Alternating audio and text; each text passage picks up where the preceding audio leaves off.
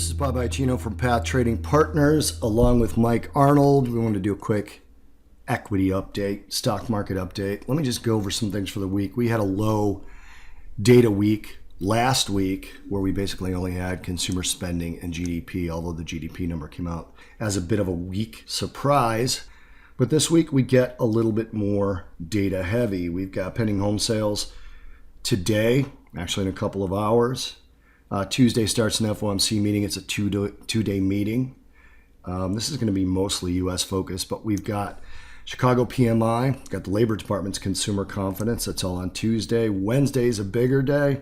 We've got the second day of the FOMC meeting, which includes the announcement, which we don't expect anything on, but you could see some comments in the speech that could move the markets. We've got PMI manufacturing data, construction spending, ADP employment report. That's all on Wednesday, along with the usual EIA petroleum status report.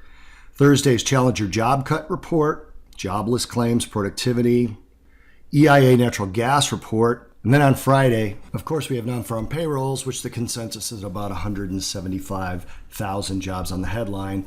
The consensus range is about 155 to 195 unemployment rate. It's supposed to be unchanged at 4.7. Chicago Fed President Charles Evans is speaking, and then we've got PMI services factory orders and ISM, along with Baker Hughes rig count, which again is a weekly one. I'm going to go ahead and turn it over to Mike to show you something on this NASDAQ chart, as well as talk about some of the equity news for the week. Okay, thanks, Bob. Other key things to note this week, we have some big tech players releasing earnings, and it'll tie in with the NASDAQ chart I'm going to show.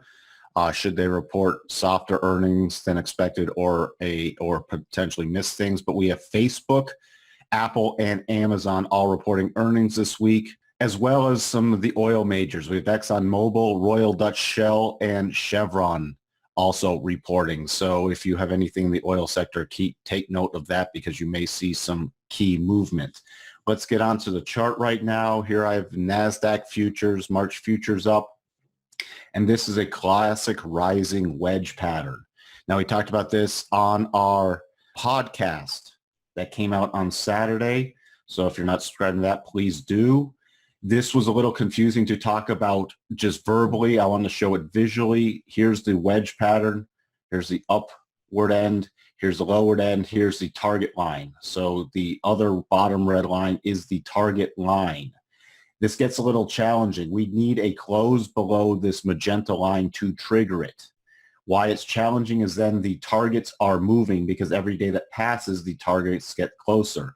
My first target would be either you can use a 20 or the 21 period exponential moving average. The second target is the rising line. So keep note of that should it trigger on the NASDAQ. And this can trigger and move pretty quickly. So those are the things I just wanted to point out. Back to you, Bob. Thanks, Michael. And as always, check for other Path chats. Subscribe to our podcast, the Money Path Podcast. The new one was released on Saturday. You can get that at our website or at iTunes. And also be careful this week because as you saw this weekend, a lot of executive branch news can move the market as well. And that's something that we can't see on our economic calendar. So be careful, everybody, and we will talk to you guys in the next Path Chat.